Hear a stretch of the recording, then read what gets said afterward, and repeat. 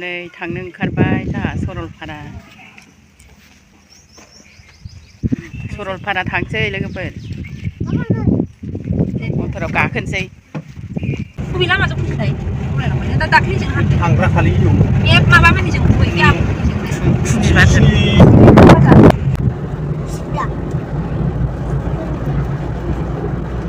चिलका बाजार बारबोबाय drive and drive drink and drive drink and drive sih wah दिनै फाराना gate ketiga हाबानि gate हाबबाय दल' थाइजोबनानै नुला हनै लांगुर होनोमोन नामा बेखौ gua नालाय राव खाल्ला लांजोबबाय दाना खारबाय ओइलाय खावला खावला हरैसो थांबाय बे जादा आं दा दहायनिया मोखां गोसोममोन नैबे मोखां गुफुर दहायनिया मोखां गोसोममोन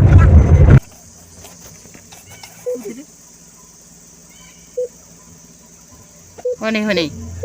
बारखोलाजोबबाय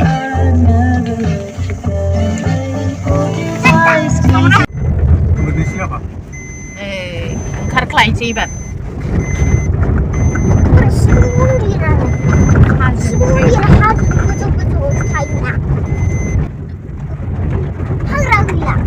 सिखोनाजार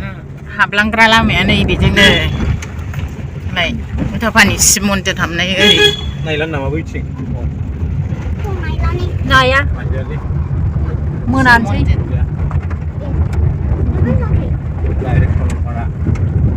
नैबेनो नामा ओमफ्राय उल्थापानि दैया खोमा उल्था बोहैग्राया उल्थापानि हाथाय मोनबाय नै माबा ग्लासा उल्थापानि बाजार जों उल्थापानि गामि हाबलांबाय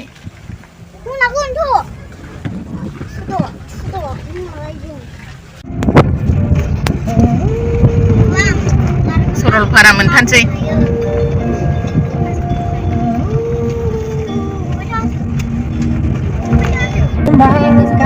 बाजारा गिदिरथारमोन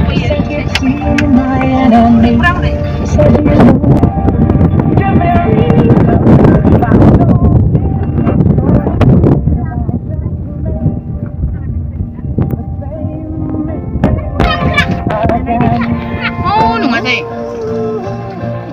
थांबाय हरै सिङाव हाबबाय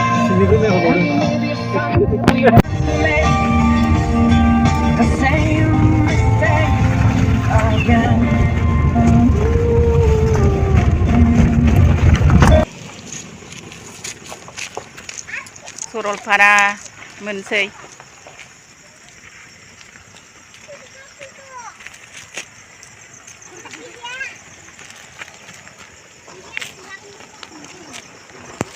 जायगाया मोजांथार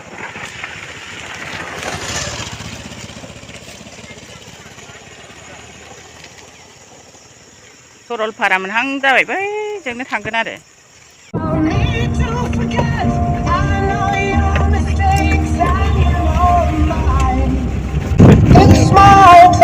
बरिया सरलपारा सान्दुङाबो हनै हामनोसै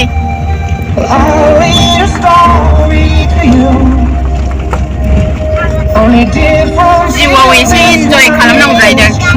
माबा जाया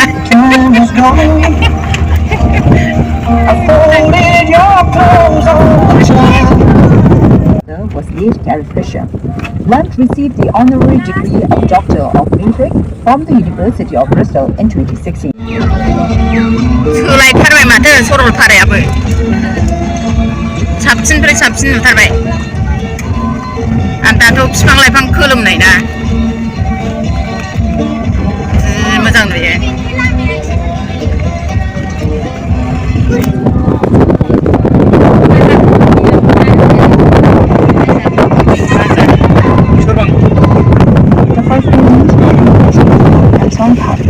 in the headlines. The 2023 National Council elections to be the costliest NC election in 2021 and 2022. The RCSC was not available for more information. Classrooms and schools are crowded, which offers a special risk of exposure and transmission of tuberculosis. Local leaders in Sansi and Sabang are calling for a change in the current construction approval process in rural areas. One of the new rules requires converting dry land into residential land to get construction approval in rural areas. During the support in the two districts, local leaders said the process is time-consuming and inconvenient. During the Sansi meeting, many local leaders said the new rule is causing a great amount of delay to those who are planning to construct houses in the villages. Even for that spiritual significance, Buli Lake is an asset to the people of Buli in Mongkol-Gyeok of Shimgang. Homestay, which is a relatively new concept in the village, is fast becoming a lucrative business as an increasing number of pilgrims from across the country visit the three major जोंना लामाया गोजौजोंसो but this very Saralpara जायगाया is more हाजोआवसो नालाय accessible ओमफ्राय नै to the growth of homestay, बे which otherwise was not seen गय as an बिफांजों बारो बिराद गय गायफैबाय मानसिफ्रा बावहाय गय बागान गोथां गोथांनो We have around 10 to 15 guests, although there are times we don't receive even a single visitor. Buddhist मन्दिर मोनबाय नै We cannot expect Saralpara a new homestay दै मोननायनि सिगां बुद्धिस्ट मन्दिर दङ बेजों हाबलाङो खेबबाय नै मटर सिङावहाय मटर सिङाव The progress may be slow for now, but there is scope for growth for homestays, not just in Buli. Shimgang plans, although the contract has not been signed officially, दैजों हाबलांसै नै he said transfer talks are complete and signing will be done after the international break. Machindra FC is a two-time and defending champion of Nepal's A-Division league. Chintagyalpi said the club has offered him a contract for almost 3 months. He said he will stay in Nepal for the set duration and after that he plans to join the Indian Super League. And now a reminder of the news story. हाजोआ हनै The 2023 National Council elections सान्दुङा ओमफ्राय PSNC elections today. PSC allows candidates from outside civil service to apply for Saralpara positions as part of the आयौ policy जा मोजां मोनखायो आयौ नै tuberculosis gone missing from Nangka town on 18th of March 2004. बरिया During the time of ओरैनिफ्राय नायदो नों हरै हरैनि माबाया माबायदि हरै ना माबायदि नायमोन हाजोआ नायगोन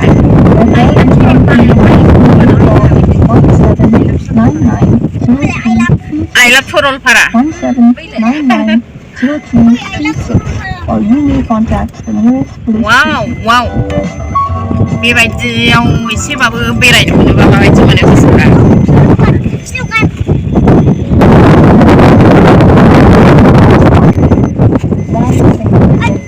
ओइलाय I love सरलपाराया बेनो लानानै हरनांसिगोन दा It's okay to ask for help. You are not मोनफैबायानो सरलपाराखौ Dial 1098, the National Commission for Women and Children, 112 for Royal Battalion, and 1257 for non-refundable. Seek help at मोजां मोनफैयोना जायगाखौ थान्दा गुसुनो नै सरलपारा जायगा मोनफैमारबाय हाजो बैयाव हाजोआ मोजांखा जायगाया सरलपारा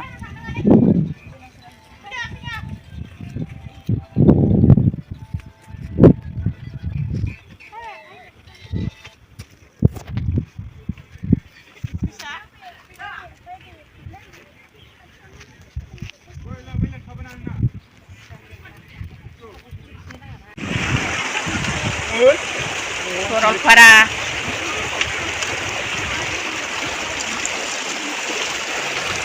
दालां बानायबाय बिदि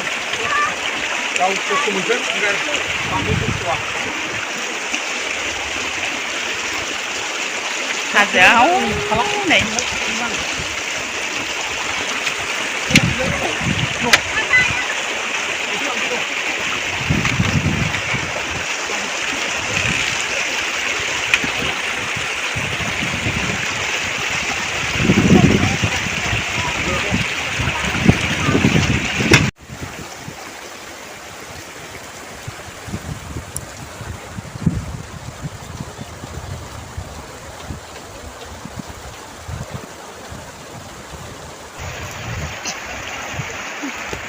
गुसु औ मोजां गबायसो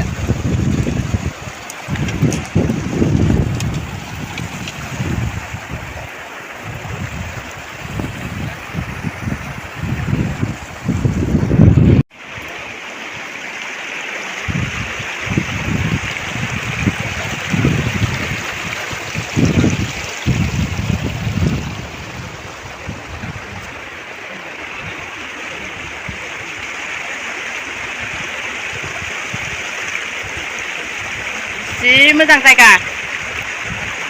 हाजो सेराव जि गुसु जायगायाबो ओमफ्राय सनिबार बारायाव फैबाय दिनै हटेल हर थालांसै आरो जों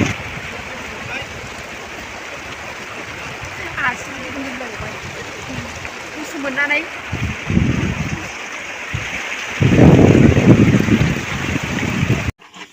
बाबा नों मानि दाना नै सरलपारायावहाय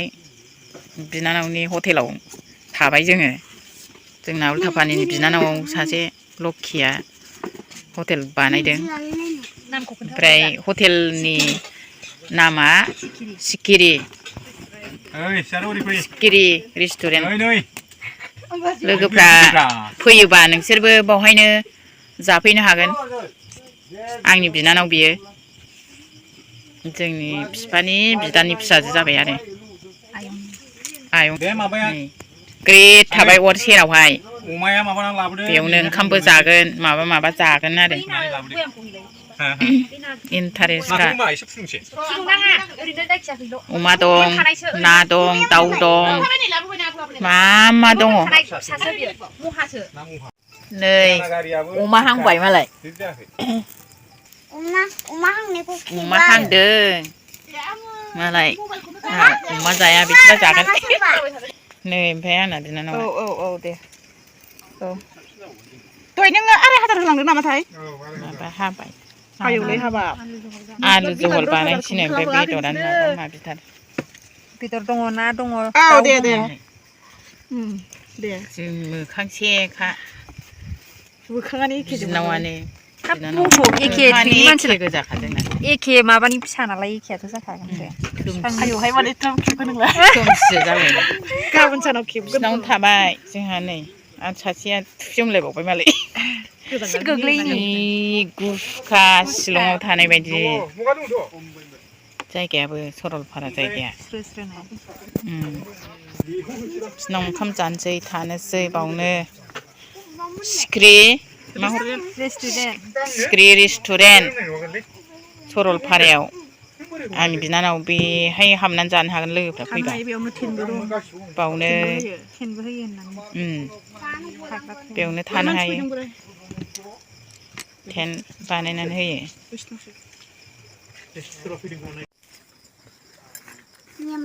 नियम नियमनो उन्दैया हनै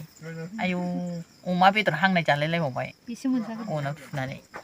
बेसो मोनजाग्रोबावबाय बेखौ आखाइजों दाङाबा जानाय नङा गोलाव गिदिर गिदिर नांथारगौ होनबावबाय ओमफ्राय आखाइजों जादो आफा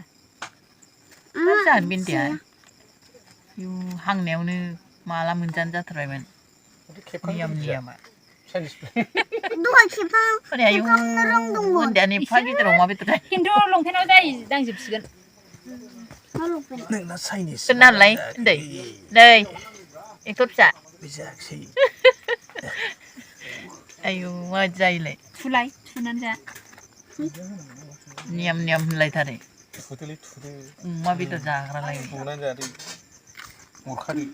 आयौ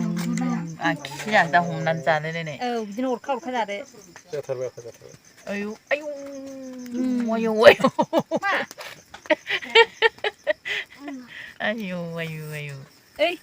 जंफारा मेगनावल' हाबदोंसै जायाफ्रा मा फुं समाय जाबाय सिनारिया जि मोजां नै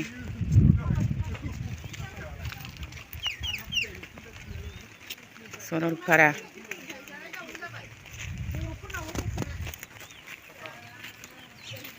गुसुथार अखाबो हाबाय हाजोआ हनै खाथिथारसै भुटान हाजो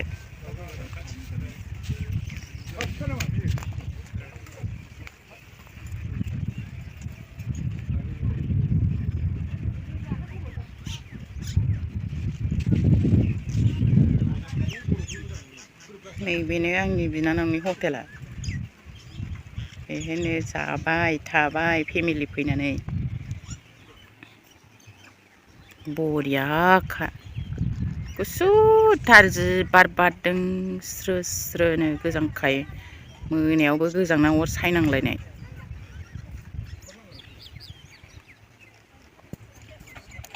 अखाबो फिसा फिसा थाइफ्रिदों खुवा हाजोआ हनै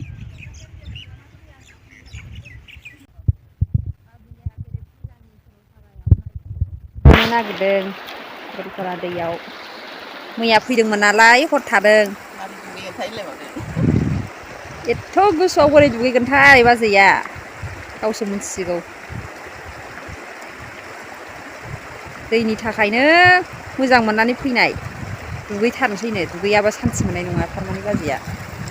दुगैबासो सान्थि मोनसिगोन बियो गुसुआनो लाजाखाया ओरैबायदि गुसु नायलाय लोगोफोर नोगोद साइस नुखायो फुंनि समावहाय नायलाय नोगोद साइसखा दे नाय बाजै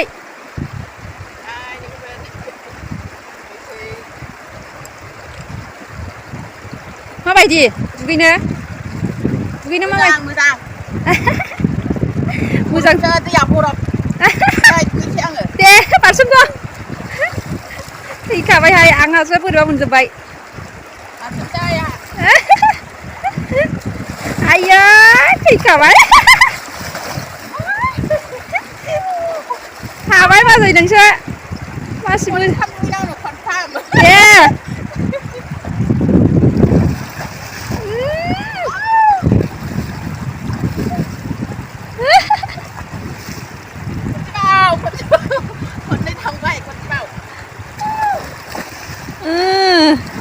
जाथारबाय थैखाबाय जाबाय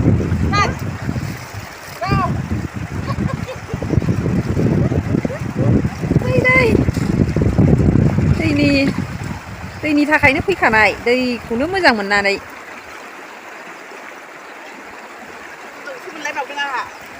बे जायगायाव फैबाबो आंगायनो रोङैसो जाबाय फैबाबो आंगायखाया नामा थांनानै आरो गोसोखांहरफिनबावगोन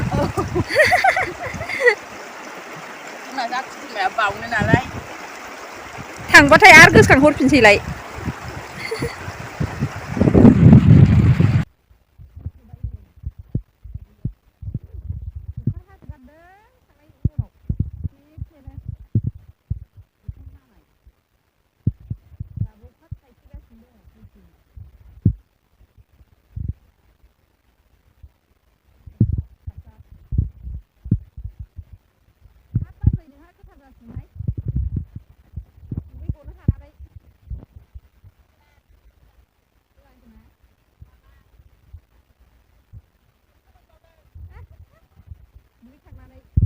जानोसैलाय अमा गोरान एवदों नैहाय टमेट'जों नाजों ओमफ्राय ना महा बाथोन देबाय जानोसैलाय ओमफ्राय माबा माबिबो दंबावोसो नैबेहाय नैलाय kan dalam deh, aja. दे Oleh ang Udah paniau kan mah. ikan nih, cakap aja. उल्था खानायाव माने सावनो आबिबुंथि गैयाथ' आंनि फंबाय जाहैबाय नालाय ना लोगो मोनदों फंबाय एक्टरसो ओमफ्राय दा एलबाम गाग्रा बिसोरो दिल्ली गावनो मेथाइबो खनो जों बिस्मुरि लोगो ए नामा मोनदों मा नाममोनलाय पानुवेल फानुवेल आयौ फिसासा थाबो फैबाय सासे जाबाय दे दे होमबा गिदिंदो जाबाय दा हाय लोगोफोर दे बाय बाय ओमफ्राय मैदेरा मा होनोमोनलाय मैदेरा फरेस्टारफोर सेफगार्ड खालामफैदों बेखौहाय बिसमुरि दिग्लि टु सरलपारा ना आप डाउन बेयावथ' मैदेर ओंखारखायो बयबो मिथिखायो जाहैबाय नालाय दा ओंखायनो बेखौ प्रटेकसन खालामफैदों बिसमुरि आंनि बिनानाव बैहाबो बिसमुरि फरेस्ट रेन्जआ मैदेरखौ प्रटेकसन खालामनानै होखारहरदों बिनिफ्रायसो दा आप डाउन खालामनो हादों आरोखि लामाखौ सलासल दा थांनो हासिगोन आरोखि गिनांला रावबो खिन्थु फैनोबो हागौ बबे समाव बहाबाफोर दंफोर जानो हागौ ना बिसोरो औ होखारदोंल'सो गावनानै होमबाबोथ' बिसोरबो खुनु थिग गैयाना औ बिसास गैया दानो मोजां दिनैनो मोजां बा गाबोननो मोजां बा समफोरनो मोजां गाज्रिबो जानो हागौ औ बेसो आरोखि बेखौ गोसोआव ला आरोखि ना आंनि बिनानावा हटेल खुलिदों ओमफ्राय मा नाममोनलाय सिखिरि रेस्टुरेन्ट नै बे सिखिरि रेस्टुरेन्टआवहाय नोंसोरो सरलपारायाव फैयोबा सरलपारा पिकनिक स्पटआव फैयोबा सिखिरि रेस्टुरेन्टआवहाय नोंसोरो जाफै लोंफै माबायदि नांगौ मोनजोबगोन गासिबो अके गाइस नोंसोरो you guys सिखिरि restaurant you come here and you all of you need this restaurant okay सिखिरि रेस्टुरेंट या आप लोग सब लोग इधर आइए सरलपारा पिकनिक स्पॉट में इधर आने से आप लोग सिखिरि रेस्टोरेंट में आने से सब कुछ मिल जाएगा ठीक है ठीक है बाय बाय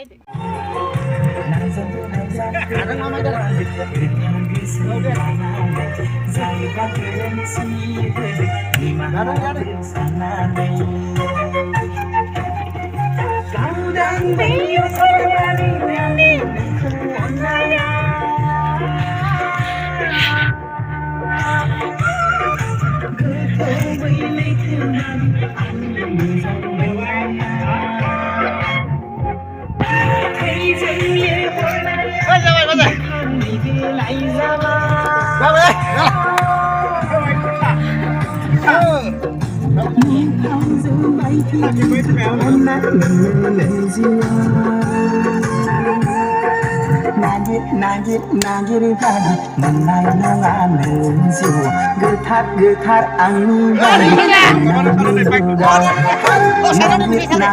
नागिर बादि मोननाय नङा नों जिउ गोथार आंनि बादि अननाय मुलुगा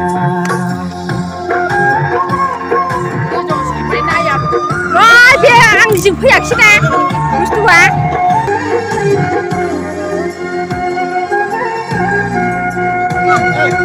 Government police ada di putla berbeni nilai.